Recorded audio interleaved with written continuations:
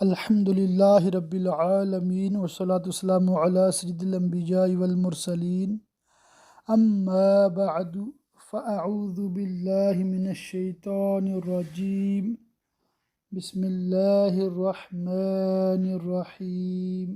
سبق number 86 part 3 تفسیر خزائن العرفان، پارہ 23واں 23 سورہ صافات۔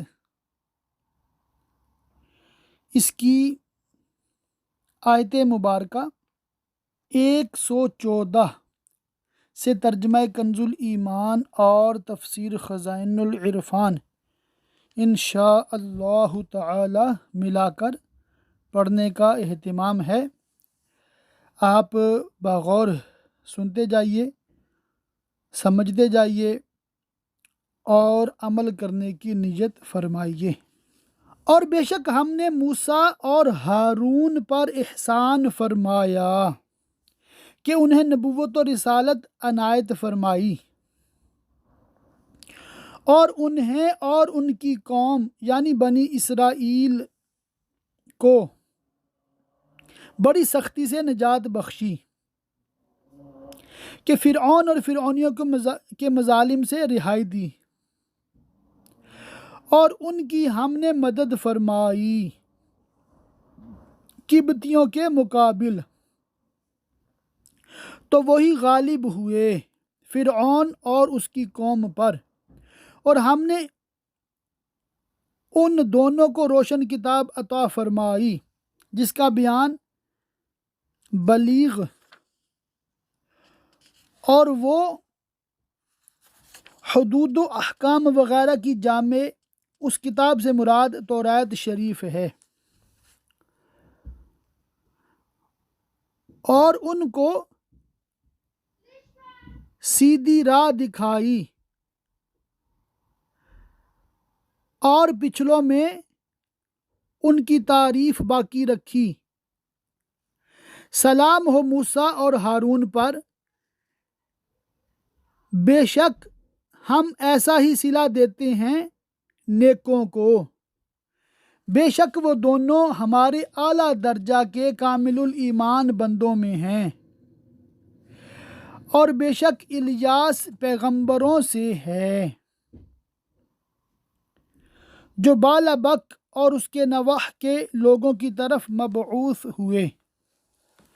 جب اس نے اپنی قوم سے فرمایا کیا تم ڈرتے نہیں، یعنی کیا تمہیں اللہ تعالیٰ کا خوف نہیں، کیا بعل کو پوجتے ہو؟ بعل ان کے بت کا نام تھا جو سونے کا تھا، اس کی لمبائی 20 گز تھی، 4 منہ تھے، اس کی بہت تعظیم کرتے تھے۔ جس مقام میں وہ تھا اس جگہ کا نام بک تھا، اسی سے بالا بک مرکب ہوا، یہ بلاد شام میں ہے۔ اور چھوڑتے ہو سب سے اچھا پیدا کرنے والے اللہ کو جو رب ہے تمہارا اور تمہارے اگلے باپ دادا کا، اس کی عبادت ترک کرتے ہو۔ پھر انہوں نے اسے جھٹلایا تو وہ ضرور پکڑے آئیں گے جہنم میں، مگر اللہ کے چنے ہوئے بندے، یعنی اس قوم میں سے اللہ تعالیٰ کے برگزیدہ بندے جو حضرت الیاس علیہ السلام پر ایمان لائے، انہوں نے عذاب سے نجات پائی، اور ہم نے پچھلوں میں اس کی ثنا باقی رکھی۔ سلام ہو الیاس پر، بے شک ہم ایسا ہی صلہ دیتے ہیں نیکوں کو، بے شک وہ ہمارے اعلیٰ درجہ کے کامل الایمان بندوں میں ہے، اور بے شک لوط پیغمبروں میں ہے، جبکہ ہم نے اسے اور اس کے سب گھر والوں کو نجات بخشی، مگر ایک بڑھیا کے رہ جانے والوں میں ہوئی عذاب کے اندر۔ پھر دوسروں کو ہم نے ہلاک فرما دیا، یعنی حضرت لوط علیہ السلام کی قوم کے کفار کو۔ اور بے شک تم اے اہل مکہ ان پر گزرتے ہو صبح کو اور رات میں، یعنی اپنے سفروں میں روز و شب تم ان کے آثار و منازل پر گزرتے ہو، تو کیا تمہیں عقل نہیں کہ ان سے عبرت حاصل کرو، اور بے شک یونس پیغمبروں سے ہے، جب کہ بھری کشتی کی طرف نکل گیا۔ حضرت ابن عباس اور وہب کا قول ہے کہ حضرت یونس علیہ السلام نے اپنی قوم سے عذاب کا وعدہ کیا تھا، اس میں تاخیر ہوئی تو آپ ان سے چھپ کر نکل گئے اور آپ نے دریائی سفر کا قصد کیا، کشتی پر سوار ہوئے، دریا کے درمیان میں کشتی ٹھہر گئی اور اس کے ٹھہرنے کا کوئی سبب ظاہر موجود نہ تھا۔ ملاحوں نے کہا اس کشتی میں اپنے مولا سے بھاگا ہوا کوئی غلام ہے، قرعہ ڈالنے سے ظاہر ہو جائے گا۔ قرعہ ڈالا گیا تو آپ ہی کا نام نکلا تو آپ نے فرمایا نہیں وہ غلام ہوں، اور آپ پانی میں ڈال دیے گئے، کیونکہ دستور یہی تھا کہ جب تک بھاگا ہوا غلام دریا میں غرق نہ کر دیا جائے اس وقت تک کشتی چلتی نہ تھی۔ تو قرعہ ڈالا تو دھکیلے ہو میں ہوا، پھر اسے مچھلی نے نگل لیا اور وہ اپنے آپ کو ملامت کرتا تھا کہ کیوں نکلنے میں جلدی کی اور قوم سے جدا ہونے میں امر الہی کا انتظار نہ کیا۔ تو اگر وہ تسبیح کرنے والا نہ ہوتا، یعنی ذکر الہی کی کثرت کرنے والا اور مچھلی کے پیٹ میں لا الہ الا انت سبحانک انی کنت من الظالمین پڑھنے والا، ضرور اس کے پیٹ میں رہتا جس دن تک لوگ اٹھائے جائیں گے، یعنی روز قیامت تک۔ پھر ہم نے اسے مچھلی کے پیٹ سے نکال کر اسی روز یا 3 روز یا 7 روز یا 40 روز کے بعد میدان پر ڈال دیا اور وہ بیمار تھا، یعنی مچھلی کے پیٹ میں رہنے کے باعث آپ ایسے ضعیف، نحیف اور نازک ہو گئے تھے جیسا بچہ پیدائش کے وقت ہوتا ہے، جسم کی کھال نرم ہو گئی اور بدن پر کوئی بال باقی نہ رہا تھا، اور ہم نے اس پر سایہ کرنے اور مکھیوں سے محفوظ رکھنے کے لیے کدو کا پیڑ اگایا۔ کدو کی بیل ہوتی ہے جو زمین پر پھیلتی ہے، مگر یہ آپ کا معجزہ تھا کہ یہ کدو کا درخت قد والے درختوں کی طرح شاخ رکھتا تھا اور اس کے بڑے بڑے پتوں کے سایہ میں آپ آرام کرتے تھے، اور بحکم الہی روزانہ ایک بکری آتی اور اپنا تھن حضرت کے دہن مبارک میں دے کر آپ کو صبح و شام دودھ پلا جاتی، یہاں تک کہ جسم مبارک کی جلد شریف یعنی کھال مضبوط ہوئی اور آپ اور اپنے موقع سے بال جمے اور جسم میں توانائی آئی، اور ہم نے اسے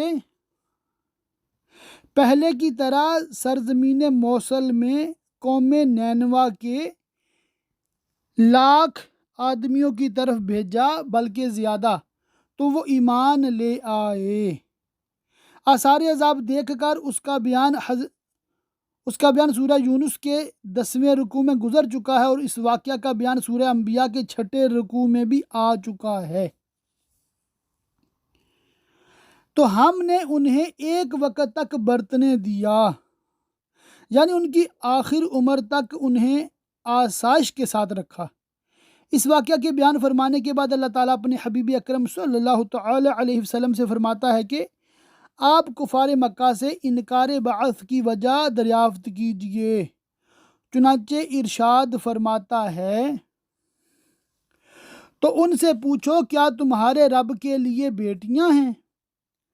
جیسا کہ جوہینہ اور بنی سلمہ وغیرہ کفار کا اعتقاد ہے کہ فرشتے خدا کی بیٹیاں ہیں، اور ان کے بیٹے یعنی اپنے لیے تو بیٹیاں گوارا نہیں کرتے، بری جانتے ہیں اور پھر ایسی چیز کو خدا کی طرف نسبت کرتے ہیں۔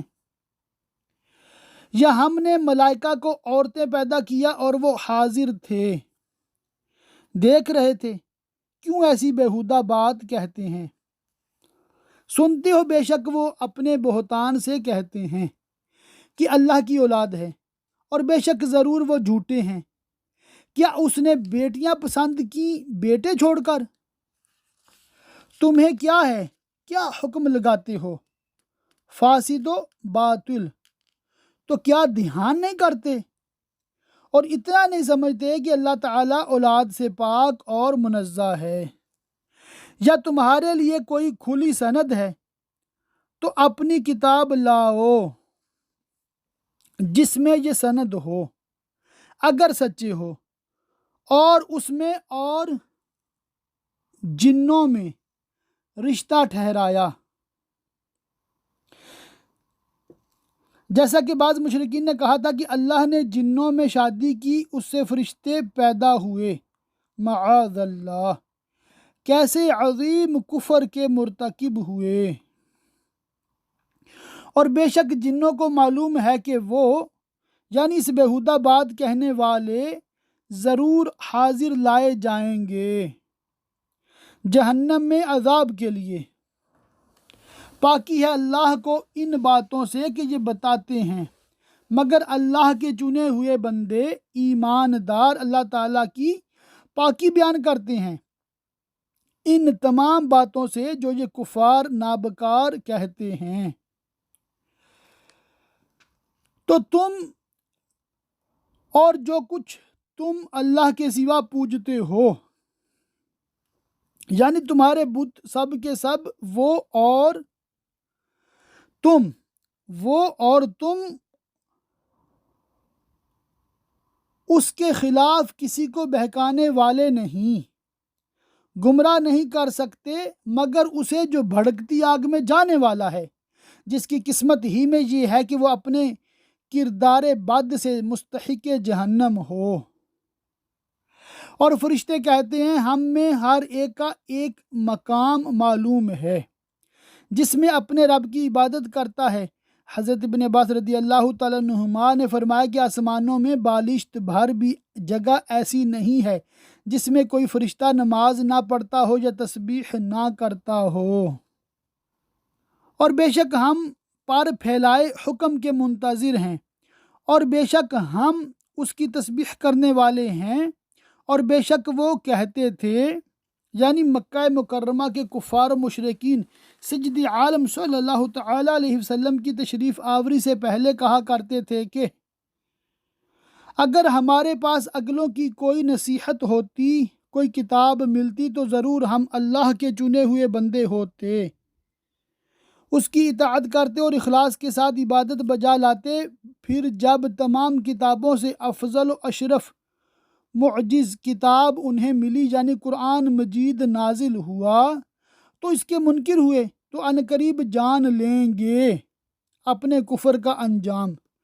اور بے شک ہمارا کلام گزر چکا ہے ہمارے بھیجے ہوئے بندوں کے لیے کہ بے شک انہی کی مدد ہوگی، اور بے شک ہمارا ہی لشکر یعنی اہل ایمان غالب آئے گا، تو ایک وقت تک تم ان سے منہ پھیر لو جب تک کہ تمہیں ان کے ساتھ قتال کرنے کا حکم دیا جائے، اور انہیں دیکھتے رہو کہ عنقریب وہ دیکھیں گے طرح طرح کے عذاب دنیا و آخرت میں۔ جب یہ آیت نازل ہوئی تو کفار نے براہ تمسخر و استہزاء کہا کہ یہ عذاب کب نازل ہوگا؟ اس کے جواب میں اگلی آیت نازل ہوئی، تو کیا ہمارے عذاب کی جلدی کرتے ہیں؟ پھر جب اترے گا ان کے آنگن میں تو ڈرائے گیوں کی کیا ہی بری صبح ہوگی، اور ایک وقت تک ان سے منہ پھیر لو اور انتظار کرو کہ وہ عنقریب دیکھیں گے۔ پاک کی ہے تمہارے رب کو، عزت والے رب کو، ان کی باتوں سے جو کافر اس کی شان میں کہتے ہیں اور اس کے لیے شریک اور اولاد ٹھہراتے ہیں۔ اور سلام ہے پیغمبروں پر جنہوں نے اللہ عز و جل کی طرف سے توحید اور احکام شرع پہنچائے۔ انسانی مراتب میں سب سے اعلیٰ مرتبہ یہ ہے کہ خود کامل ہو اور دوسروں کی تکمیل کرے۔ یہ شان انبیاء کی ہے علیہم الصلاۃ والسلام، تو ہر ایک پر ان حضرات کی اتباع اور ان کی اقتداء لازم ہے، اور سب خوبیاں اللہ کو جو سارے جہاں کا رب ہے۔ سورہ صافات اللہ کی رحمت سے مکمل ہوئی۔ آگے ہے سورہ صاد۔ سورہ صاد مکیہ ہے، اس میں 88 آیتیں اور 5 رکوع ہیں۔ اللہ کے نام سے شروع جو بہت مہربان رحم والا۔ سورہ صاد، اس کا نام سورہ داؤد بھی ہے۔ یہ صورت مکی ہے، اس میں 5 رکوع، 88 آیتیں اور 732 کلمے اور 3067 حرف ہیں۔ اس نامور قرآن کی قسم جو شرف والا ہے کہ یہ کلام معجز ہے، بلکہ کافر تکبر اور خلاف میں ہیں اور نبی کریم صلی اللہ تعالیٰ علیہ وسلم سے عداوت رکھتے ہیں، اس لیے حق کا اعتراف نہیں کرتے۔ ہم نے ان سے پہلے کتنی سنگتیں کھپائیں، یعنی آپ کی قوم سے پہلے کتنی امتیں ہلاک کر دیں اسی استکبار اور انبیاء کی مخالفت کے باعث۔ تو اب وہ پکاریں، یعنی نزول عذاب کے وقت انہوں نے فریاد کی اور چھوٹنے کا وقت نہ تھا کہ خلاص پا سکتے، اس وقت کی فریاد بیکار تھی۔ کفار مکہ نے ان کے حال سے عبرت حاصل نہ کی اور انہیں اس کا اچنبھا یعنی تعجب ہوا کہ ان کے پاس انہی میں کا ایک ڈر سنانے والا تشریف لایا، یعنی سید عالم محمد مصطفیٰ صلی اللہ تعالیٰ علیہ وآلہ وسلم۔ اور کافر بولے یہ جادوگر ہے، بڑا جھوٹا، کیا اس نے بہت خداؤں کا ایک خدا کر دیا؟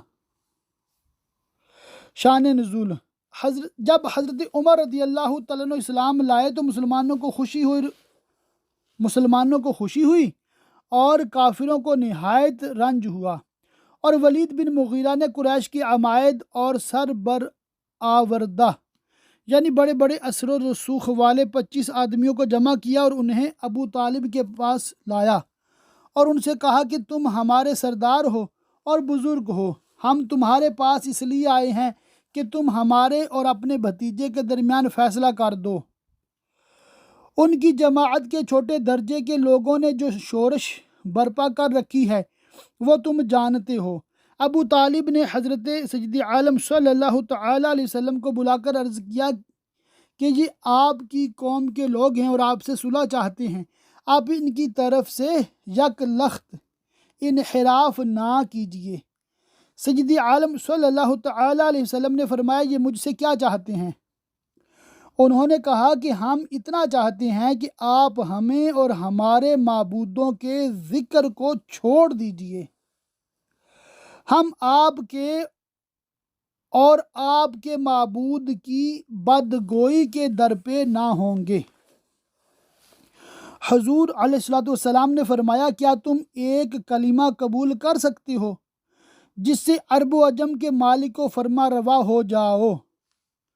ابو جہل نے کہا کہ ایک کیا، ہم 10 کلمے قبول کر سکتے ہیں۔ سید عالم صلی اللہ تعالیٰ علیہ وسلم نے فرمایا کہو لا الہ الا اللہ۔ اس پر وہ لوگ اٹھ گئے اور کہنے لگے کہ کیا انہوں نے بہت سے خداؤں کا ایک خدا کر دیا؟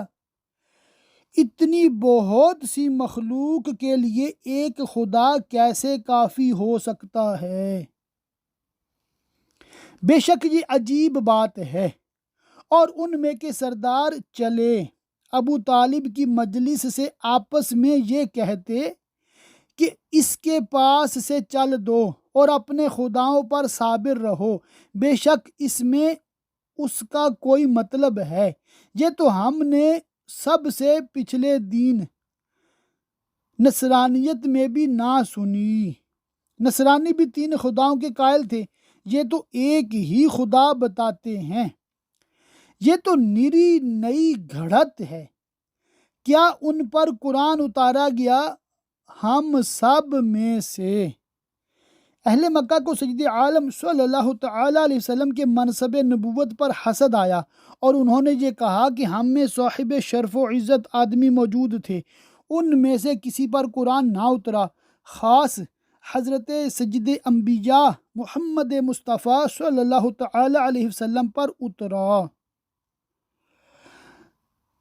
بلکہ وہ شک میں ہیں، میری کتاب سے کہ اس کے لانے والے حضرت محمد مصطفیٰ صلی اللہ تعالی علیہ وسلم کی تکذیب کرتے ہیں،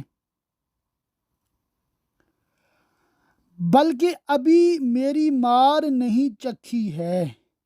اگر میرا عذاب چکھ لیتے تو یہ شک و تکذیب و حسد کچھ بھی باقی نہ رہتا اور نبی علیہ الصلوۃ والسلام کی تصدیق کرتے، لیکن اس وقت کی تصدیق مفید نہ ہوتی۔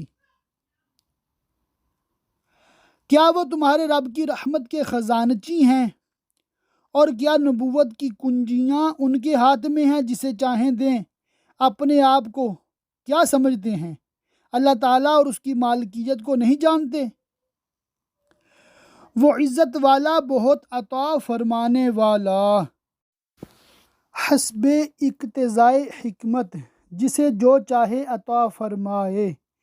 اس نے اپنے حبیب محمد مصطفیٰ صلی اللہ تعالی علیہ وسلم کو نبوت عطا فرمائی تو کسی کو اس میں دخل دینے اور چوؤں چراغ کی کیا مجال؟ کیا ان کے لیے ہے سلطنت آسمانوں اور زمین کی اور جو کچھ ان کے درمیان ہے؟ تو رسیاں لٹکا کر چڑھ نہ جائیں، اور ایسا اختیار ہو تو جسے چاہیں وحی کے ساتھ خاص کریں اور عالم کی تدبیر اپنے ہاتھ میں لیں، اور جب یہ کچھ نہیں ہے تو امور ربانیہ و تدابیر الہیہ میں دخل کیوں دیتے ہیں؟ انہیں اس کا کیا حق ہے؟ کفار کو یہ جواب دینے کے بعد اللہ تبارک و تعالی نے اپنے نبی کریم محمد مصطفیٰ صلی اللہ تعالی علیہ وسلم سے نصرت و مدد کا وعدہ فرمایا ہے۔ یہ ایک ذلیل لشکر ہے، انہیں انہی لشکروں میں سے جو وہیں بھگا دیا جائے گا، یعنی ان قریش کی جماعت انہی لشکروں میں سے ایک ہے جو آپ سے پہلے انبیاء علیہ السلام کے مقابل گروہ باندھ باندھ کر آیا کرتے تھے اور زیادتیاں کیا کرتے تھے، اس سبب سے ہلاک کر دیے گئے۔ اللہ تعالیٰ نے اپنے نبی کریم صلی اللہ تعالی علیہ وسلم کو خبر دی کہ یہی حال ان کا ہے، انہیں بھی ہزیمت ہوگی۔ چنانچہ بدر میں ایسا واقع ہوا۔ اس کے بعد اللہ تبارک و تعالی نے اپنے حبیب صلی اللہ تعالی علیہ وسلم کی تسکین خاطر کے لیے پچھلے انبیاء علیہ السلام اور ان کی قوموں کا ذکر فرمایا۔ ان سے پہلے جھٹلا چکے ہیں نوح کی قوم اور عاد اور چومیخا کرنے والا فرعون، جو کسی پر غصہ کرتا تھا تو اسے لٹا کر اس کے چاروں ہاتھ پاؤں کھینچ کر چاروں طرف کھونٹوں میں بندھوا دیتا تھا، پھر اس کو پٹواتا تھا اور اس پر طرح طرح کی سختیاں کرتا تھا۔ اور سمود اور لوط کی قوم اور بن والے جو شعیب علیہ السلام کی قوم سے تھے، یہ ہیں وہ گروہ جو انبیاء کے مقابل جتھے باندھ کر آئے۔ مشرکین مکہ انہی گروہوں میں سے ہیں۔ ان میں کوئی ایسا نہیں جس نے رسولوں کو نہ جھٹلایا ہو، تو میرا عذاب لازم ہوا۔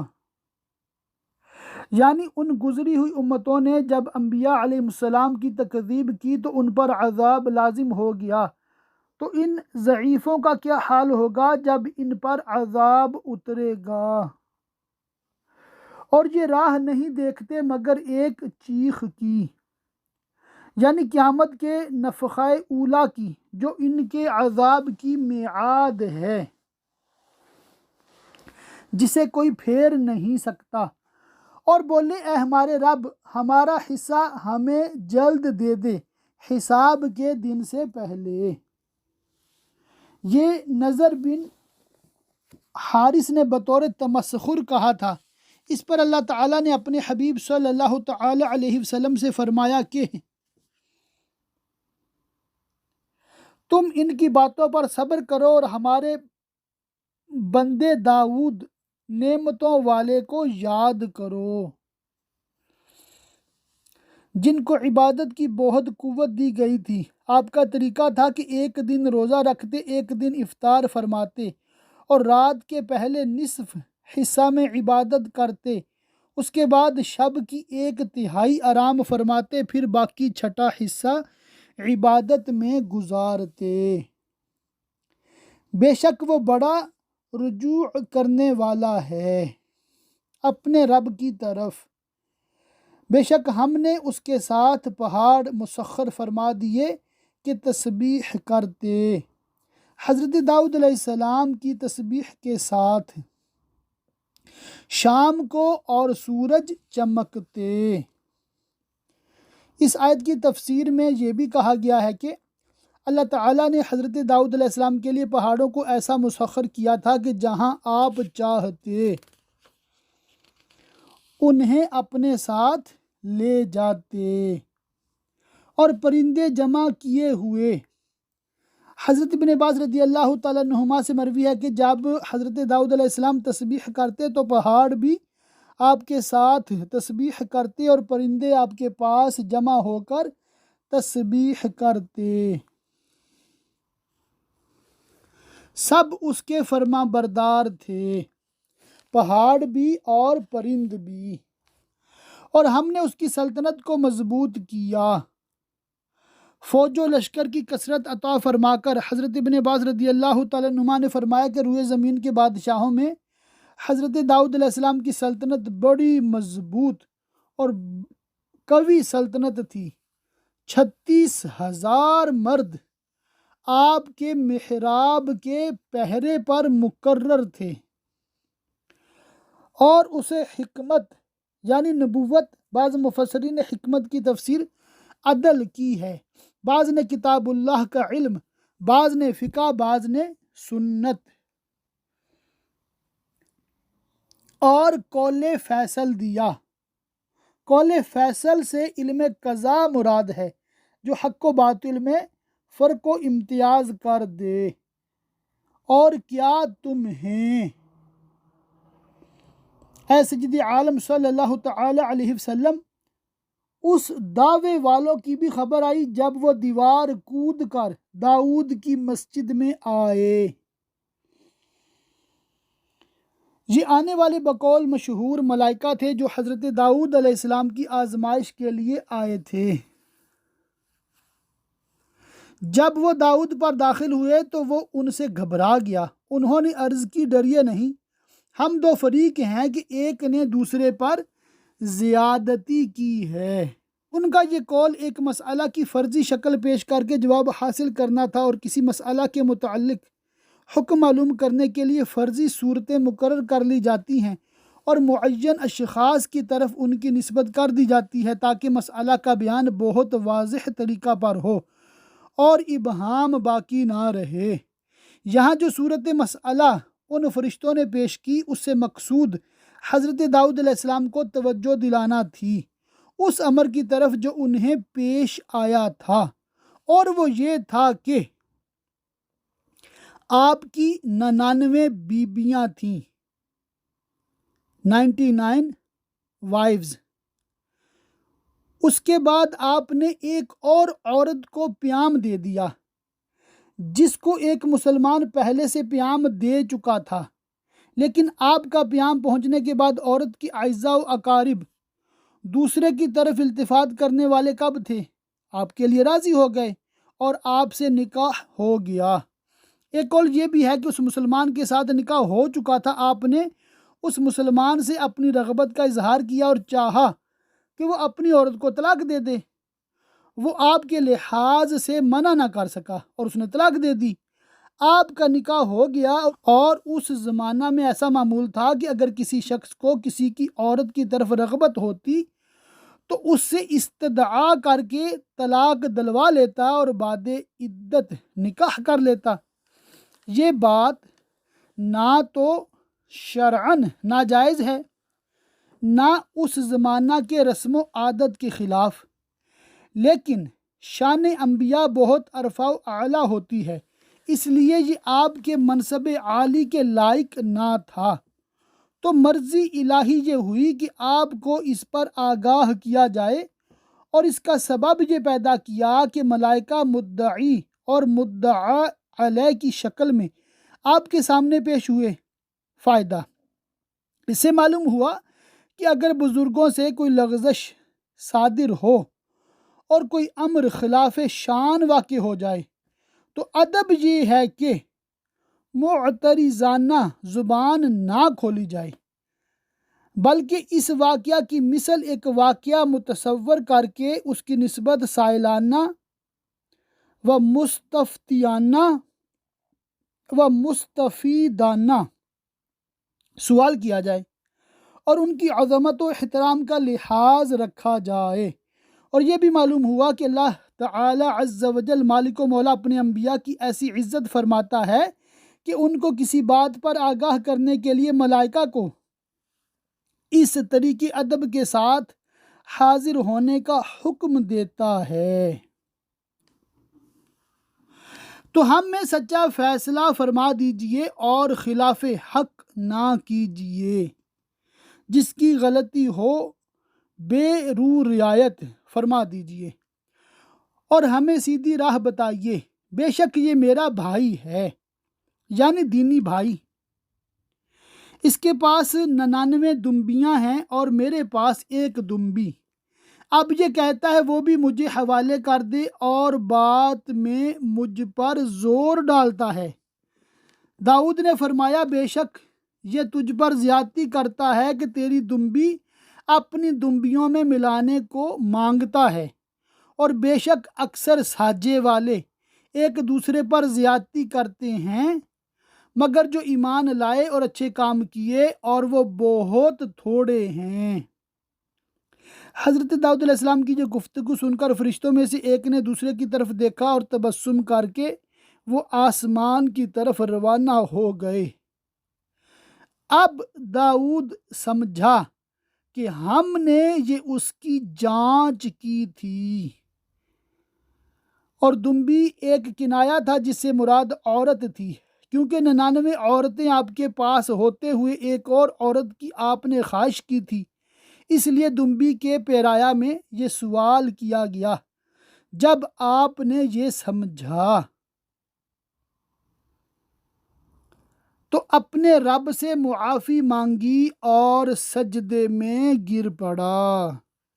مسئلہ، اس آیت سے ثابت ہوتا ہے کہ نماز میں رکوع کرنا سجدہ تلاوت کے قائم مقام ہو جاتا ہے جبکہ نیت کی جائے اور رجوع لایا تو ہم نے اسے یہ معاف فرما دیا، اور بے شک اس کے لیے ہماری بارگاہ میں ضرور قرب اور اچھا ٹھکانہ ہے۔ اے داؤد، بے شک ہم نے تجھے زمین میں نائب کیا، خلق کی تدبیر پر آپ کو مامور کیا اور آپ کا حکم ان پر نافذ فرمایا۔ تو لوگوں میں سچا حکم کر اور خواہش کے پیچھے نہ جانا کہ تجھے اللہ کی راہ سے بہکا دے گی۔ بے شک وہ جو اللہ کی راہ سے بہکتے ہیں ان کے لیے سخت عذاب ہے، اس پر کہ وہ حساب کے دن کو بھول بیٹھے اور اس وجہ سے ایمان سے محروم رہے۔ اگر انہیں روز حساب کا یقین ہوتا تو دنیا ہی میں ایمان لے آتے۔ اللہ پاک کی بارگاہ میں دعا ہے اللہ پاک ہمیں خوب قرآن پاک کو سمجھنے، یاد رکھنے، عمل کرنے اور دوسروں تک پہنچاتے رہنے کی توفیق رفیق و رحمت فرمائے۔